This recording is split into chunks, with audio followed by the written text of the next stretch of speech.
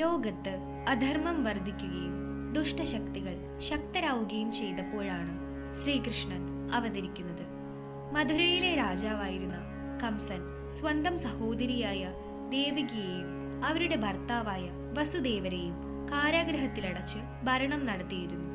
ദേവകിയുടെ 8ാമത്തെ പുത്രൻ തന്നെ വധിക്കുമെന്ന അശരീരി കേട്ട കംസൻ അവരിൽ ജനിക്കുന്ന കുട്ടികളെ ഓരോരുത്തരെയായി കൊന്നൊടുക്കി.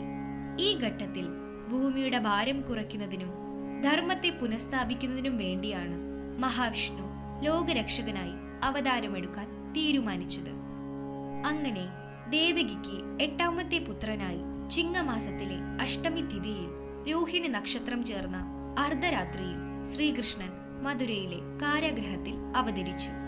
മനുഷ്യരെ ദുരിതങ്ങളിൽ നിന്നും രക്ഷിക്കാനും ഭഗവത്ഗീതയിലൂടെ ധാർമ്മികമായ ജീവിതം എന്താണെന്ന് അവർക്ക് ഉപദേശിക്കാനും ഭക്തരെ സംരക്ഷിക്കാനുമായിരുന്നു ഈ ശ്രീകൃഷ്ണാവതാരം.